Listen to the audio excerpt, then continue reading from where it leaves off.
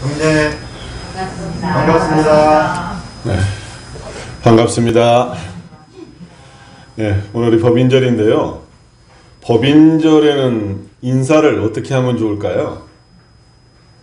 축하합니다 하면 좋을까요? 아니면 다른 인사법이 생각나는 거 있으세요?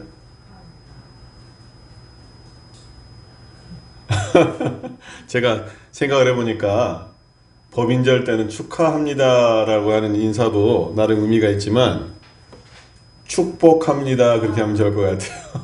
축하보다는 축복이 좀 더 맞는 인사법인 것 같아요. 오늘이 법인절 102주년인데요. 다 아시다시피 원기 4년 8월 21일 구인 선지님들의 하늘에 사무치는 기도 정성으로 백지 혈인의 이적을 놔두셨고 법궤로부터 창생구제의 책임을 인정받은 날이 오늘입니다. 오늘 저는 생명을 다 바쳤네 라는 제목으로 오늘 법인절을 기념을 하려고 합니다. 조금 전에 그 기념 영상을 보셨는데 어떠셨어요? 좋으셨어요? 네, 감동이셨죠? 특히 왜 좋았을까요? 전국의 많은 교무님들 중에 이문교당의 박덕희 교무가 이 멋진 기념 영상에 출연했다라고 하는 것이 더 기쁘신 거 아니에요? 네. 네, 감사합니다. 여러 사람들이 전화를 하시더라고요. 참 감동적으로 잘 보고 잘 들었다. 그리고 요즘 마음이 좀 가라앉고 어수선한데 이 성가를 들으니까 막 신심이 이렇게 솟아오른다 그런 말씀들을 하셔서 저도 여기에 참여한 사람으로서 참 기쁘고 보람있는 일이었습니다. 이 영상에 삽입된 노래가 성가 하늘의 기도 올린과 창작성가 생명을 다 바쳤네 이제 두 곡인데요. 이 두 곡 가운데서 생명을 다 바쳤네를 오늘 설교 제목으로 정했습니다. 그래서 오늘 설교는 남성 중창 그 이야기와 생명을 다 바쳤네라는 성가를 중심으로 말씀을 드리려고 합니다. 그 몇 달 전에 교구 사무국에서 근무하는 우정화 교무님으로부터 연락을 받았어요. 이러한 행사를, 이러한 것을, 그 프로젝트를 준비를 하고 있는데 교무님께서 참여해 줄 수 있느냐? 선발 기준은 가장 먼저 인물 순으로 한다. 그 말에 제가 깜빡해가지고 그러면 내가 뭐 인물이라고 하면 뭐 자신 있다 하는 마음으로 알았다 그렇게 했는데 이건 농담이고 우정화 교무님이 제가 대학원 있을 때 학생이었어요. 그래서 제가 좋아하는 또 교무님이었고 또 인정상 그리고 또 한편으로는 저도 중창 정도는 하지 않을까 그런 약간의 그 자만심을 가지고 참여를 하게 되었습니다. 그런데 첫날 연습을 하러 가서 이 악보를 받아보니까 눈앞이 깜깜한 거예요. 뭐 콩나물 대가리가 요란하게 그려져 있어요. 4부니까 높은 음자리 낮은 음자리 해가지고 그래서 이게 내 수준에서 가능할까 그런 걱정을 하게 됐습니다. 보통 그 합창이라고 하는 것은 여러 사람이 함께 하기 때문에 묻어갈 수가 있어요. 그런데 사중창에서 이게 한 파트를 담당을 해야 되거든요. 제가 이제 베이스를 담당했는데 혼자 그 음을 책임을 져야 돼요. 근데 그 곡도 한 곡이 아니라 두 곡이고 그 시간도 무려 한 5분에 달하는 그런 곡이었어요. 근데 나중에 하다가 우리 이제 지도하시는 분이 안 되는 부분은 굉장히 현란한 처음에는 그 곡이 나왔는데 안 되는 부분은 과감하게 포기하고 또 조정하고 해가지고 만들어진 곡이 지금의 이제 이 곡입니다. 그래서 교구 사무국 가서 함께 연습하고 또 집에 가서 계속 연습을 하게 되는 거예요. 그 녹음한 거 틀어놓고 계속 따라 연습하고 또 가서 교구 가서 다시 맞춰보고 그리고 마지막 날 그 녹음하는 날은 오전 10시 반에 시작을 해서 저녁 10시에 끝났어요. 저는 그렇게 녹음이 오래 걸리는 줄 몰랐어요. 이게 장장 거의 12시간을 녹음해서 만들었고 그 이후에 또 영상 촬영을 또 별도로 해가지고 이제 이것이 음성과 오디오와 비디오가 딱 결합된 작품이 바로 이 작품입니다. 제가 이제 이 프로젝트에 참여하면서 많이 배우고 느낀 점이 많이 있었는데 오늘 딱 한 가지만 말씀을 좀 드리려고 합니다. 중창을 지도이신 분이 강남교당의 자타원 이자원 교도님이신데 이분이 이제 역교단적인 역할은 원무 역할을 하세요. 이분 같은 경우 음악에 대한 열정과 또 전문성과 또 지도력 모든 것을 갖추신 아주 존경할 만한 분이더라고요. 또 제가 이제 느꼈을 때 참 이분이 신심과 공심과 공부심이 대단한 분이다라고 느꼈었습니다. 근데 제가 연습할 때 이 자타원님께 두 가지 지적을 받았는데 제가 원만히 편지도 썼는데요. 두 가지는 큰 소리로 하세요. 그리고 또 하나는 교무님 입을 크게 벌리세요. 이 두 가지였어요. 이 두 가지가 표현은 다르지만 어떤 같은 맥락이라고 할 수가 있는데 이것을 한마디로 말하면 어떻게 부르라는 거냐면 자신 있게 부르세요 이 말이거든요. 그래서 크게 불러야 자기가 어디가 틀렸는지를 알게 되고 또 입을 크게 벌려야 힘있는 목소리가 나온다라고 하는 거죠. 그래서 이것을 유념해서 했더니 처음에는 제가 오물조물하고 이 자신 없어 하던 그 목소리가 하다 보니까 유념해서 하다 보니까 확실히 나중에 노래소리가 좋아지더라고요. 자신감도 생기고. 그래서 자신이라고 하는 것, 스스로자 믿을 신. 스스로자 믿을 신. 이게 스스로의 믿음이잖아요. 자신이라고 하는 것은. 그래서 무언가를 자신한다라고 하는 것은 어떤 일을 해낼 수 있다거나 또 어떤 일이 꼭 그렇게 되리라는 데에 대해서 스스로 굳게 믿는 것, 이것을 우리는 자신이라고 말을 합니다. 그리고 자신은 스스로자, 그것은 나를 의미하거든요. 나를 믿는 것이 바로 자신입니다. 내가 해낼 수 있다라고 하는 믿음, 이것이 바로 자신이죠. 그래서 자신 있게 노래 부르고 자신 있게 자신의 목소리를 내고 일을 할 때도 자신 있게 하는 것이 무엇보다도 중요하다. 생각을 해보면 법인 성사를 이루신 구인 선진님들께서는 자신이 있으셨습니다. 나 자신을 믿었고 대종사님을 믿었고 또 다른 동지들을 믿었습니다. 자신했습니다. 그리고 기도를 통해서 창생이 구원받고 법계로부터 인증받을 것을 믿었기 때문에 바로 백지혈인의 이적이 나타났던 것이죠. 우리 소태산 대종사님께서는 9 제자들에게 그대들도 할 수 있다라고 하는 자신감을 심어주셨습니다. 대종서품에 나와 있는 본문인데요. 그대들의 마음은 곧 하늘의 마음이라 마음이 한번 전일하여 조금도 사가 없게 되면 곧 천지로 더불어 그 덕을 합하여 모든 일이 다 그 마음을 따라 성공이 될 것이니 그대들은 각자의 마음의 등이 천의를 감동시킬 요소가 있음을 알아야 할 것이며 각자의 몸에 또한 창생을 제도할 책임이 있음을 항상 명심하라. 이 말씀은 구인선진에 대한 믿음이면서 구인선진이 갖는 책임이자 의무이죠.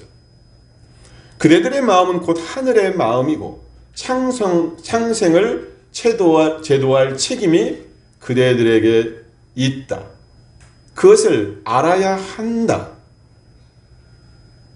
그래서 시골에서 농사짓고 일하던 그 9 제자들에게 너희야말로 하늘 마음을 가졌고 하늘을 감동시킬 수가 있고 너희들이 창생을 제도할 책임이 있다. 이 말씀은 얼마나 9 제자들을 믿는 자신이 있고 웅대한 말씀이겠는가라고 하는 거죠. 그래서 9 제자들은 이 말씀을 받들어서 자신감이 충만한 그러한 상태였다는 이야기죠.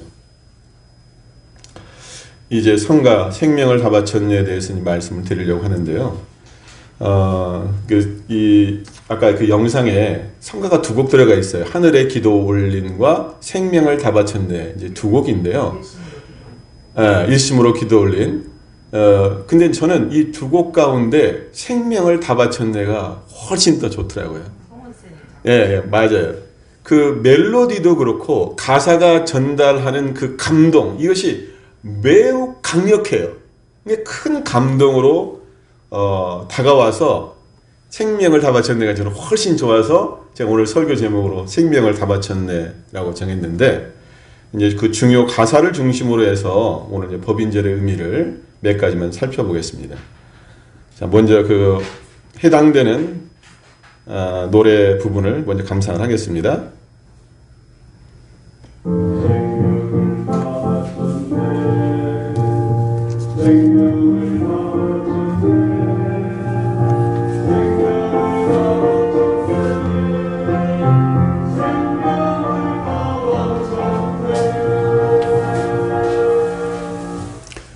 기억나시죠? 노래의 첫 시작이 낮게 생명을 다 바쳤네 해서 그 다음은 점점 크게, 이것을 뭐라고 하냐면 크레센도라고 하거든요. 점점 크게. 그래서 마지막은 가장 강력하게 생명을 다 바쳤네, 이렇게 노래의 서막이 열리게 됩니다. 그래서 생명을 다 바쳤네가 무려 4단 콤보예요. 4단. 4계단 콤보로 시작이 됩니다.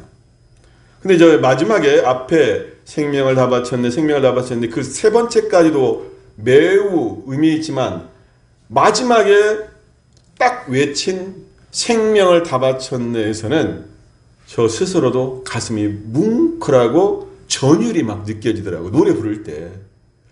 우리 교도님들 좀 아쉬운 것은 이렇게 기계를 통해서 듣는 음과 현장에서 직접 목소리를 듣는 것은 그 감흥이 다릅니다. 여기서 한번 해보시면 어때요? 그게 어려워. 아니에요. 다음에 기회 있을 때 제가 한번 해볼게요. 또 제가 또 비싼 사람이라 딱 자리 갖춰진 데서만 해요. 조명 있고 그런 데서만. 그분들 다 모셔가지고 근데 자, 생각을 해보게요. 자, 우리가 무엇을 위해서, 또는 9분 선생님께서 무엇을 위해서 생명을 바친다고 했습니까? 무엇을 위해서? 창생제도. 그러죠. 창생제도 하려. 그 창생은 어떤 사람, 어떤 창생인가? 고통에 헤매이고 있는 사람, 어리석음에 빠져 있는 사람, 그리고 죄악에 시달리고 있는 사람, 그런 사람들 뿐만이 아니라 일체 생명을 구원하기 위해서 죽음을 각오하고 기도를 올리죠. 그런데 천지에 감흥이 없어요. 그러니까 어떻게 하냐면 목숨을 내놓기로 합니다. 그래서 대종사님께서 이렇게 말씀하시죠. 그대들이 사실로 인류 세계를 위한다고 할진대 그대들의 몸이 죽어 없어지더라도 우리의 정법이 세상에 드러나서 모든 창생이 도덕의 구원만 받는다면 조금도 이한 없이 그 일을 실행하겠는가.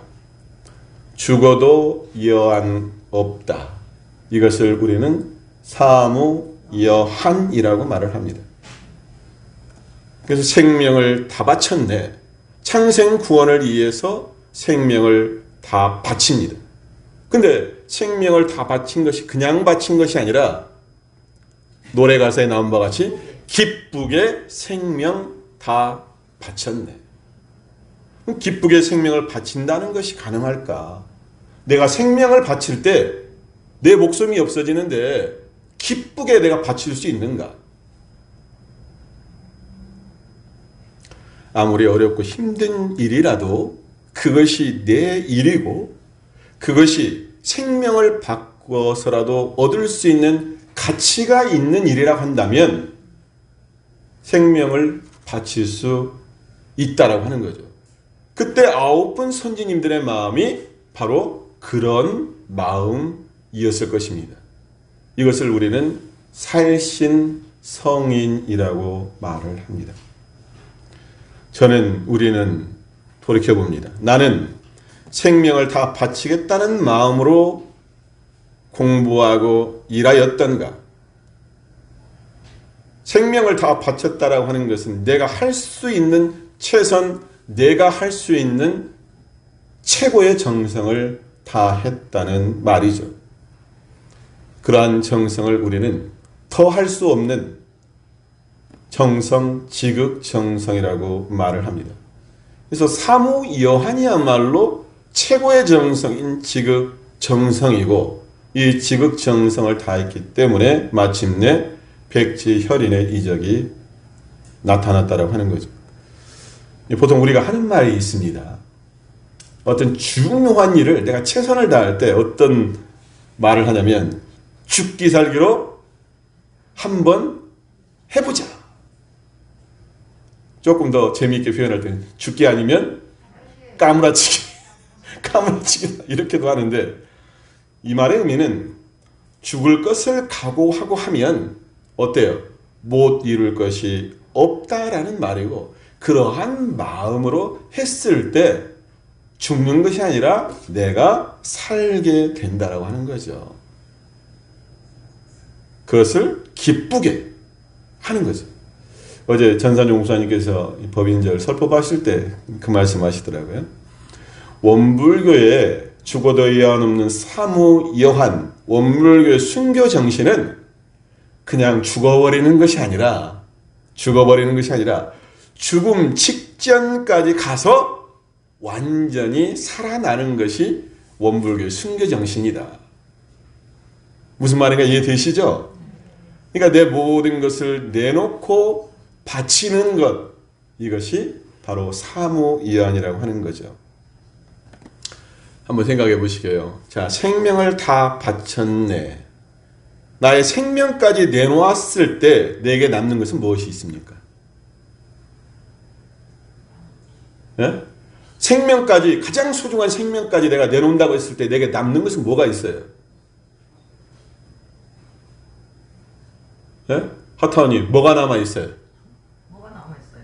이게 있어요, 없어요? 남은 것이? 없죠. 그래요. 아무것도 남아있는 게 없어요.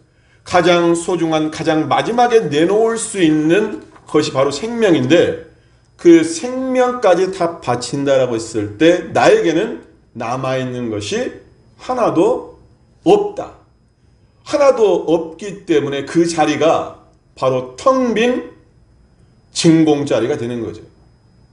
그 텅 빈 진공자리에서 무엇이 나오느냐?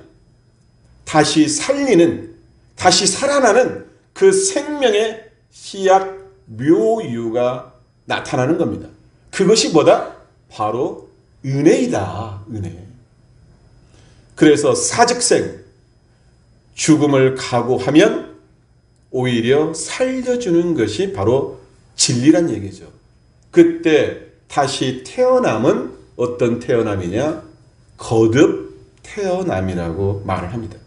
그렇기 때문에 과거의 나는 죽었고 새로운 나로 다시 태어나는 거죠. 그래서 9분 선지님들은 이 법궤 인증을 통해서 새 사람으로 다시 태어났습니다. 그러면 우리는 어떻게 해야 될까요? 구인 선지님들께서 그랬던 것처럼 우리도 다시 태어나는 사람이 되어야 된다. 다시 태어난다라고 하는 것은 새 사람이 되어야 한다라고 하는 것이 우리들의 자세여야 되죠. 자, 두 번째 노래를 들어보겠습니다.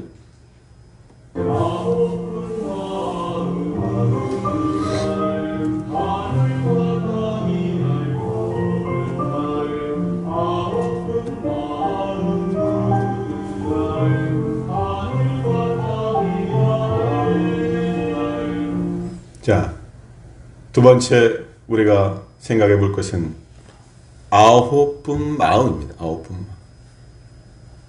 아홉분 마음은 하늘과 땅이 알고 해서 중간중간에 아홉분 마음 해서 이게 몇 번 나오죠? 이것이 총 4번이 나오거든요.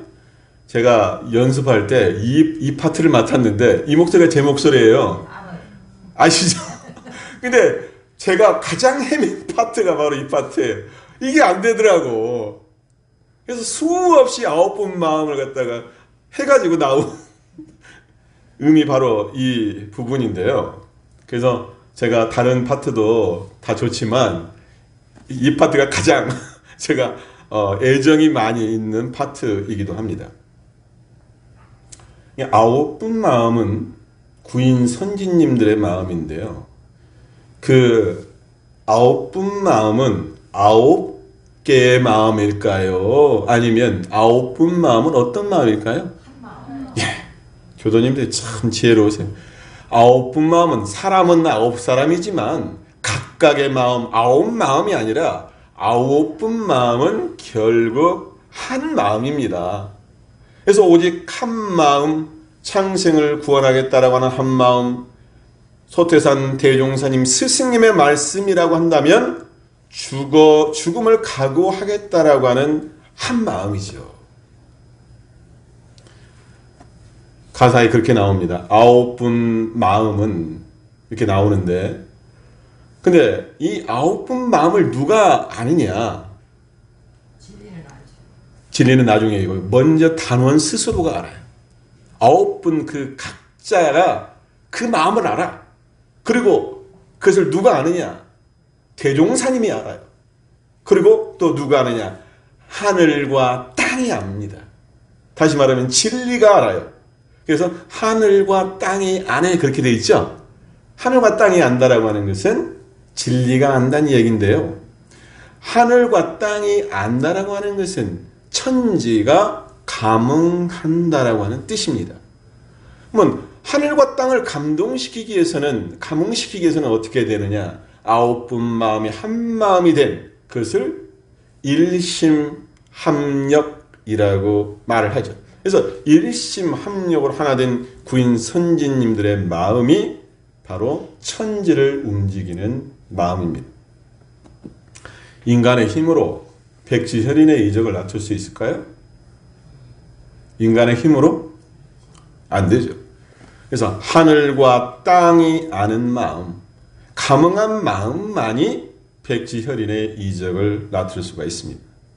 그래서 그 뒤에 나오는 가사지만 빛나는 별들도 9분 노래하고 밤하늘 밝은 달도 9분 축복하네.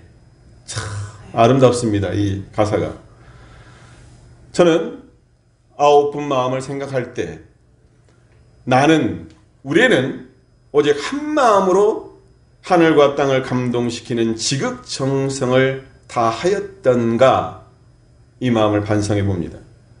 하늘과 땅까지는 아니더라도 내 주위의 사람들이 알 수 있는 정성을 다하였는가? 최소한 가깝게 내 가족들이 나를 인정하고 내가 가족들에게 감동을 주었던가? 네가 그렇게 열심히 하는 것을 알아. 네가 진실한 마음으로 하는 것을 알아. 그렇게 되면 어떻게 됩니까?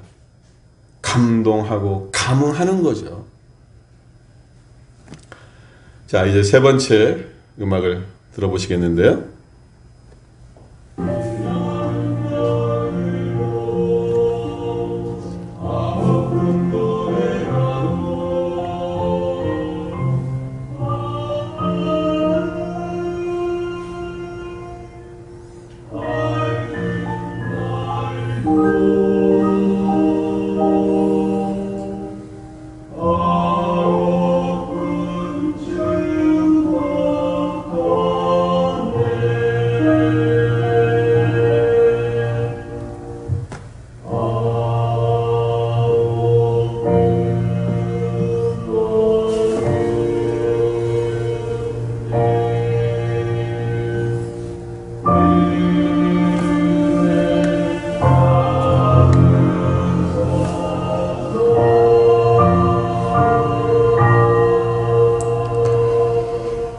성가의 마무리가 어떻게 마무리되면 가장 좋을까?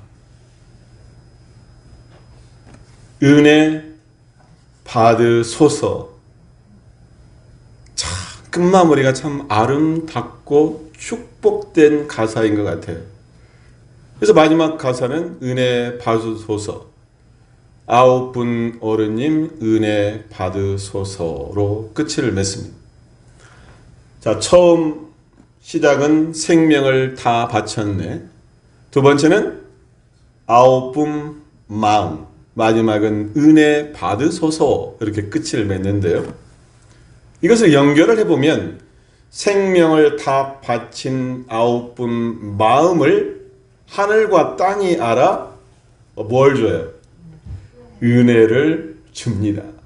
이것을 반대로 읽어보면 은혜를 받기 위해서는 하늘과 땅을 감동시켜야 하고 하늘과 땅을 감동시키기 위해서는 한 마음이 되어야 하고 한 마음이 되기 위해서는 생명을 다 바치는 희생, 그 마음이 있어야 한다. 이렇게 정리해 볼 수가 있죠.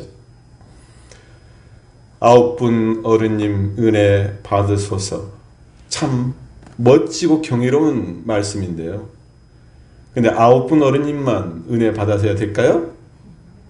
우리가 받아야 되겠죠? 네? 서태산 대종사님의 제자인 우리도 은혜를 받아야 되죠. 그래서 그 은혜에 대해서 잠깐 좀 말씀을 좀 드리려고 하는데요. 이번 법인절 기념 영상의 주제가 뭔가 아세요? 공부기를 묻다.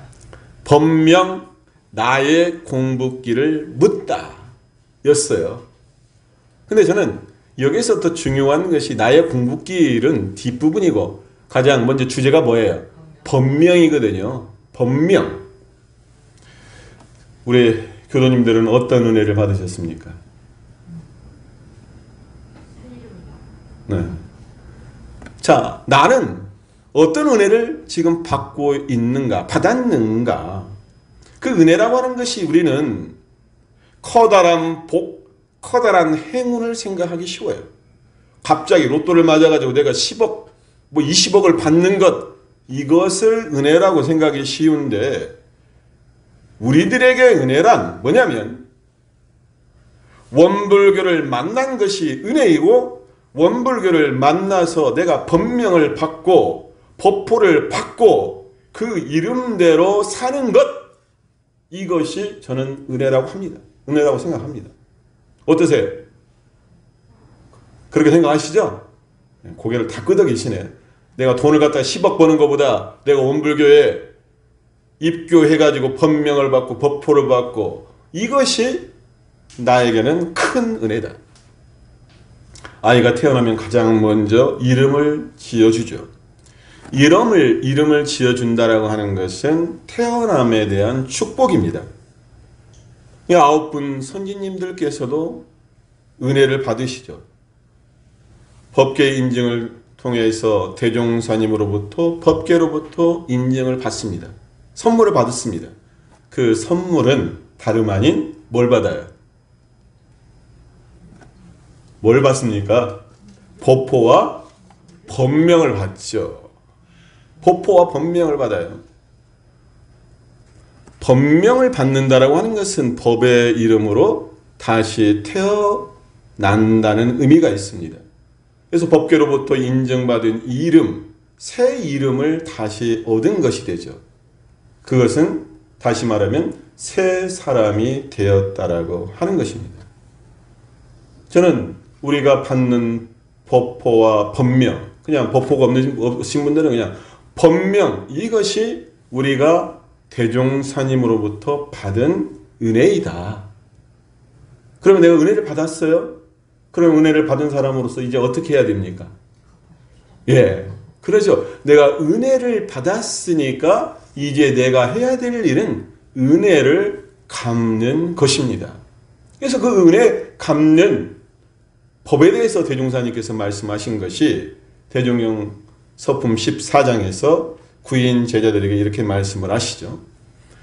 법포와 법명을 주시며 말씀하시기를 그대들의 전날 이름은 곧 세속의 이름이요 개인의 사사 이름이었던 바 그 이름을 가진 사람은 이미 죽었고 이제 세계 공명인 새 이름을 주어 다시 살리는 바이니 삼가 받들어 가져서 어떻게 하라고요? 많은 창생을 제도하라. 우리가 은혜 갚는 길은 무엇입니까? 많은 창생을 제도하라. 이것이 은혜 받음에 대한 은혜 갚음의 일이 되는 거죠.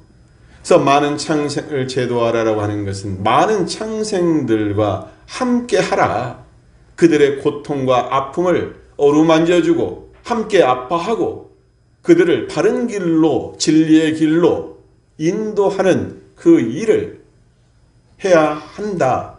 이것이 대종사님으로부터 진리로부터 받은 은혜를 갚는 은혜 갚음이 되는 거죠. 이것이 바로 대종사님의 부촉의 말씀이고 우리가 은혜 갚는 길이 됩니다. 자, 오늘 설교를 마무리하겠습니다. 법인 정신을 크게 세 가지로 말을 합니다. 대신성, 대단결, 대봉공을 말을 하는데요. 생명을 다 바친 마음이 대신성입니다.